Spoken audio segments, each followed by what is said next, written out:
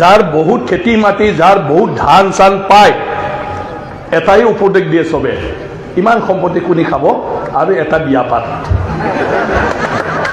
কোনেও নকয় ভাই গাড়ী কিন, ভাই মানে জাগিৰোডত মাটি কিন, ভাই তাতে তই উমুক বেপাৰ কৰ, ধনী হ'ব পৰা নাই।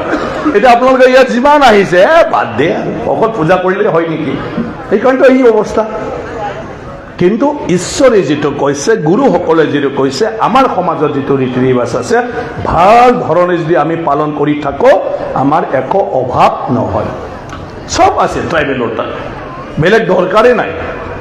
আৰু ট্ৰাইবেলৰ নেচাৰ ফ্ৰেণ্ডলি। আজি যে একদমবাৰে গ্ল'বেল ৱাৰ্মিং কিবা কিবি কথা কৈছে, যে তাপমান বিদ্যুৎ বাঢ়িব, কি বাঢ়িব, ট্ৰাইবেলে সকাই জানে। সেইকাৰণে তামিলৰ বাৰী বস্তিত গছ গছনি থাকে, হয় না নহয়?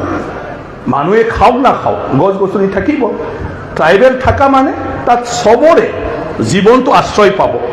আমাৰ বাৰী বস্তিত মানুহে খাওক নাখাওক, কল থাকিব, আম থাকিব, কিবা কিবি থাকিব, আৰু সিটোকে ইন্দুৰ নেউলৰ পৰা আৰম্ভ কৰি চবেই খাব, কাউৰীও খাব, চৰাইও খাব, পোকবিলাকো খাব, মানুহো খাব।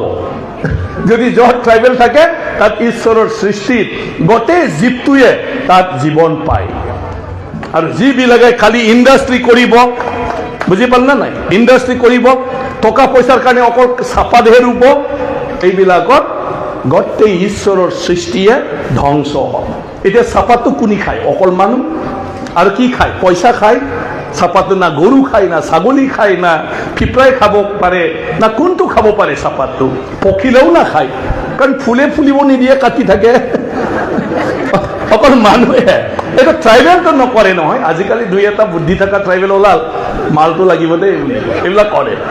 বাকীয়ে চকুইদি দেখি থাকিলেও নিজৰ খেতিতকৈ বেছি লাভ পাব বুলি ক'লেও সেইটো নকৰে। মোক নালাগে। ট্ৰাইবেল কেৰেক্টাৰটো হ'ল সেইটো, মোক নালাগে। বহুত পইচা কামোৱা দেখিছোঁ নাই, মই নকৰোঁ, মোক নালাগে। আমাৰতো খাব পালেই হ'ল। আগত ট্ৰাইবেলৰ কি আছিলে? আমি যেতিয়া সৰু আছিলোঁ, এই আমি আন্দোলন চান্দোলন কৰিহে অলপ চেঞ্জ হৈ গ'ল। যাৰ বহুত খেতি মাটি, যাৰ বহুত ধান চান পায়, এটাই উপদেশ দিয়ে চবে, ইমান সম্পত্তি কোনি খাব, আৰু এটা বিয়া পাত। কোনেও নকয় ভাই গাড়ী কিন, ভাই মানে জাগিৰোডত মাটি কিন, ভাই তাতে তই উমুক বেপাৰ কৰ। এডভাইচে তেনেকুৱা নাছিলে ট্ৰাইবেল মানুহৰ, ইমান সম্পত্তি কোনি খাব, আৰু এটা বিয়া পাত। বিয়া পাতাতো কাৰোবাৰ লাইন মাৰি ফালে নাপাতে, ঘৰৰ যি ৰোৱনী আছে তাকে বিয়া পাতে, চাইজ বাইজ নালাগে। কাৰণ ঘৰখন চম্ভালিব লাগে, খেতি পথাৰ সি যাব লাগে, গোটেই চাকৰ বাকৰ সি চম্ভালিব লাগে। তো কোনে চম্ভালিব? স্কিল কোন হয়? স্কিলটো যিজনীয়ে আমাৰ ঘৰত সদায় বাৰী বস্তি চাই আছে, কাম কৰি আছে, ৰোৱনী কৰি আছে, তাকে আমাৰ মহাজনে বিয়া পাতে, হয় না নহয়? এইটো হ'ল ট্ৰাইবেল। কিমান খুচ আছিলে এনেকৈ দি। তো যিয়ে নহওক, এনেকৈ চলি থাকিলে হ'ল। জীৱনত কি লাগে? এতিয়া লাহে লাহে ট্ৰাইবেলৰ জীৱন যাপনৰ তৰিকাকে মানুহকে এতিয়া আকৌ বিচাৰিছে। ট্ৰাইবেলৰ খোৱা ষ্টাইলটো আকৌ বিচাৰিছে। তেল নাই, কি নাই।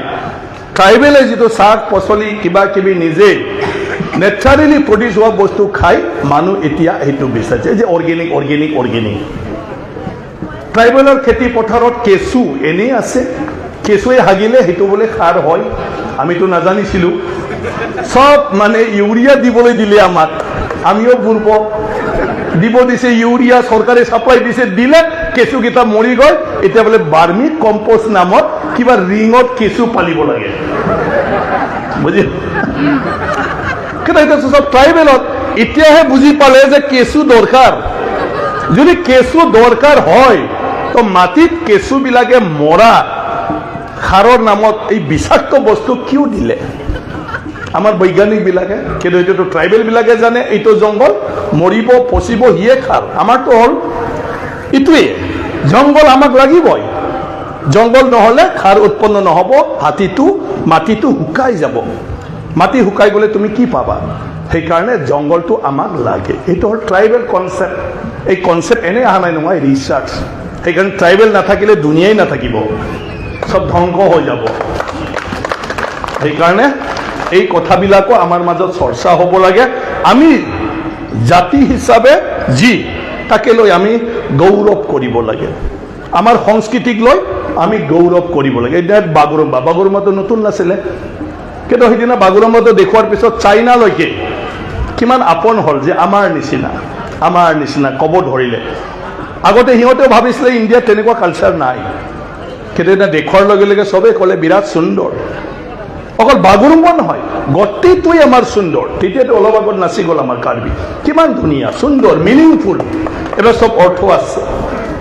গতিকে সেইটোৰ কাৰণে মহাসভাই আজি যিটো কৰিছে বহুত ভাল কাম কৰিছে। মইতো আচৰিত পাইছোঁ কেনেকুৱা দেৱেন্দা মানে চব আপোনালোকে মিলি এইটো অৰ্গেনাইজ কৰিছে। মই আগতে এবাৰ বড়ো ফেষ্টিভেল কৰিবলৈ লৈছিলোঁ, কিন্তু আমি পলিটিচিয়ান মানুহ, কেতিয়া কি আহে আমাৰ তিৱা তাত লাষ্ট হ'ব লাগিছিলে, চৰকাৰে অদল বদল হৈ গৰবাৰ হৈ কৰিব নোৱাৰিলোঁ। মানে তেতিয়া কাউন্সিল আমি কৰিছিলোঁ, কিন্তু তিৱা কাউন্সিলৰ আছিলে তুৰাৰ পৰা, গাৰো পাহাৰৰ পৰা। কিন্তু ইয়াত এনেকুৱা অস্থিৰ ৰাজনীতি হৈ গ'ল যে কাউন্সিলে ষ্টেবল নহ'ল, আৰু তাৰ কাৰণে নেতাসকলে দায়িত্বই ল'ব নোৱাৰিলে। তাৰপিছত আমাৰ বন্ধ হৈ থাকিল। আৰু আজি সেইটো পাই মই বহুত ভাল পাইছোঁ। মইতো অনুৰোধ কৰিম মোকো ৰাখিব চাইডে যদি MLA যদি মই নাথাকোঁ তেতিয়াতো 100% ইয়াতে দেৱেন্দাৰ নিচিনা ৰিটায়াৰ লৈ মই ইয়াতে থাকোঁ। মই সেইবোৰ ভাল পাওঁ, প্ৰয়োজন আছে। নিজৰ মানুহৰ লগত কাম কৰিব লাগে। ৰাজনীতি কৰিবলৈ বহুত মানুহ আছে, চৰকাৰৰ যিবোৰ আঁচনি ৰূপায়ণ কৰিবলৈ বহুত মানুহ আছে, অভাৱ নাই। কিন্তু ৰাইজৰ লগত থাকি আমি যি এক্সপিৰিয়েঞ্চ আছে, দুনিয়া যিটো দেখিছোঁ, সেইটোলৈ আমি কি কৰিব পাৰোঁ, আমি এতিয়া কাম কৰিব লাগে। যেনেকৈ দেৱেন্দা কৰাৰ দায়িত্ব লোৱাৰ কাৰণে কিমান ধুনীয়া আছে, তেখেতৰ বুদ্ধিটো কিমান ধুনীয়া, হয় না নহয়? এটা তেখেতৰ বুদ্ধি হয় না নহয়? আৰু মোৰ বুদ্ধি যদি আৰু অলপ কাম দিয়ে আৰু কিমান হ'ব। মোৰো কিছুমান বস্তু বুদ্ধি আছে বেলেগত। গতিকে বুদ্ধিবিলাক আমি কেতিয়া ব্যৱহাৰ কৰিম? এতিয়াই যদি দেহাত শক্তি থাকোঁতে ঘূৰিব পাৰোঁতে বুদ্ধিটো কটাব নোৱাৰে, বিচনাত থকাৰ পিছত কি কাম আছে? গতিকে বিচনাত থকাৰ পিছত একো কাম নাই। সেইকাৰণে ময়ো সদায় ভাবি থাকোঁ সোনকালে ৰিটায়াৰ লৈ ফালে ৰাইজক যিটো কথা কৈ আছোঁ এইবিলাক কৈ নাথাকি নিজে ৰাইজৰ লগত থাকি কাম কৰিব লাগে। ৰাইজে অতিষ্ঠ হৈ যায়, ইয়াত আহিছোঁ এডভাইচ দি যায়, তাত আহি এডভাইচ যায়, তোৰটো বহুত সহজ, আমাক কালি এইটো কৰি। ৰাইজে খং উঠাটো মই বুজি পাওঁ, মানে আমাক যে বিৰাট খং উঠে, ইমান সহজ চালা আমিহে জানো কি অৱস্থা। আমি আৰু একদম মানে গালি দি যাই থাকোঁ কথাবিলাক, উপায় নাই আমাৰো মুখেদি মাত্ৰ।